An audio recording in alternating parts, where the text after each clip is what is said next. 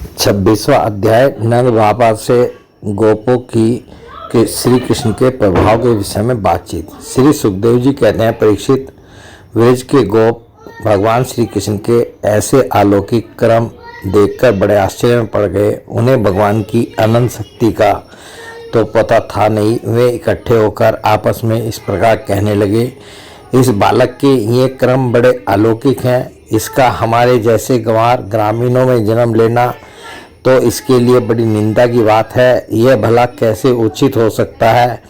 जैसे गजराज कोई कमल उखाड़कर उसे ऊपर उठा ले और धारण करे, वैसे ही इस नन्हे से 7 वर्ष के बालक ने एक ही हाथ से गिरिराज गोवर्धन को उखाड़ लिया और खेल खेल में 7 दिनों तक उठाए रखा।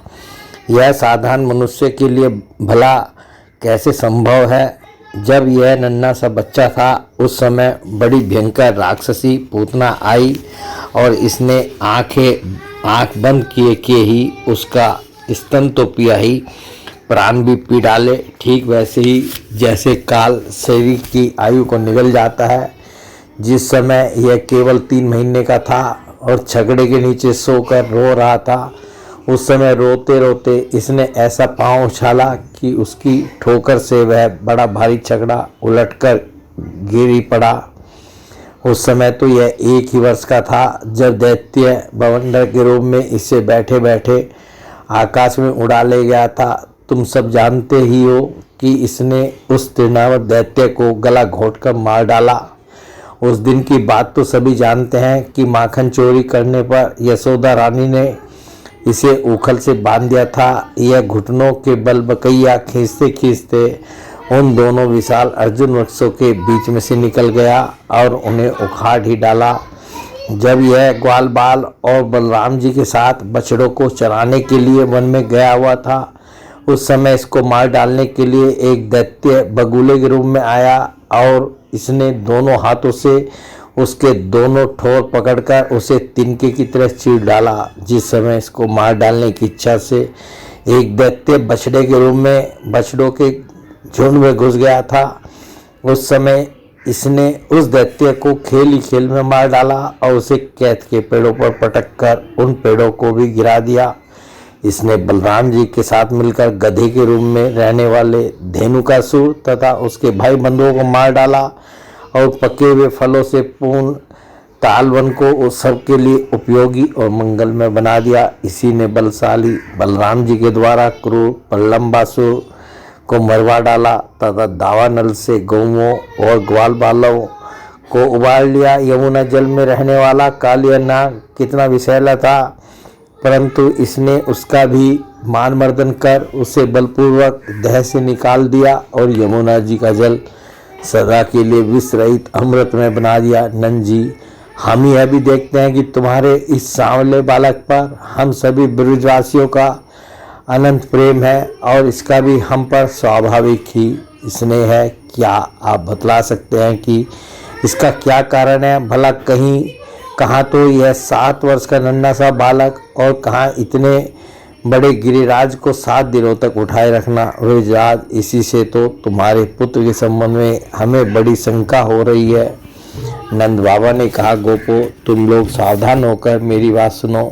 मेरे बालक के विषय में तुम्हारी शंका दूर हो जाए, क्योंकि महर्षि गर्ग ने इस बालक को देखकर इसके विषय में ऐसा ही कहा था। तुम्हारा यह बालक प्रत्येक युग में से ग्रहण करता है। विभिन्न युगों में इसने श्वेत, रक्त और पीत ये भिन्न भिन्न रंग स्वीकार किए थे। इस बार यह कृष्ण हुआ है। नंद जी, यह तुम्हारा पुत्र पहले कहीं वसुदेव के घर भी पैदा हुआ था, इसलिए इस रहस्य को जानने वाले लोग इसका नाम श्रीमान वासुदेव है ऐसा कहते हैं। तुम्हारे पुत्र के गुण और कर्मों के अनुरूप और भी बहुत से नाम हैं और बहुत से रूप। मैं तो उन नामों को जानता हूँ, परंतु संसार के साधारण लोग नहीं जानते। यह तुम लोगों का परम कल्याण करेगा। समस्त गोप और गौओं को यह बहुत ही आनंदित करेगा। इसकी सहायता से तुम लोग बड़ी बड़ी विपत्तियों को बड़ी सुगमता से पार कर लोगे। व्रजराज, पूर्व काल में एक बार पृथ्वी में कोई राजा नहीं रह गया था। डाकुओं ने चारों ओर लूट खसोट मचा रखी थी। तब तुम्हारे इसी पुत्र ने सज्जन पुरुषों की रक्षा की और इससे बल पाकर उन लोगों ने लुटेरों पर विजय प्राप्त की। नंद बाबा, जो तुम्हारे इस सांवले शिशु से प्रेम करते हैं वे बड़े भाग्यवान हैं। जैसे विष्णु भगवान के कर कमलों की छत्र छाया में रहने वाले देवताओं को असुर नहीं जीत सकते, वैसे ही इससे प्रेम करने वालों को भीतरी या बाहरी किसी भी प्रकार के शत्रु नहीं जीत सकते। नंद जी, चाहे जिस दृष्टि से देखें, गुण से, ऐश्वर्य और सौंदर्य से, कीर्ति और प्रभाव से तुम्हारा बालक स्वयं भगवान नारायण के ही समान है। अतः इस बालक के अलौकिक कार्यों को देखकर आश्चर्य न करना चाहिए। गोपों, मुझे स्वयं गर्गाचार्य जी यह आदेश देकर अपने घर चले गए, तब से मैं अलौकिक और परम सुखद कर्म करने वाले इस बालक को भगवान नारायण का ही अंश मानता हूँ। जब ब्रजवासियों ने नंद बाबा के मुख से गर्ग जी की आवाज़ सुनी तब उनका विस्मय जाता रहा, क्योंकि अब वे अमित तेजस्वी श्री कृष्ण के प्रभाव को पूर्ण रूप से देख और सुन चुके थे।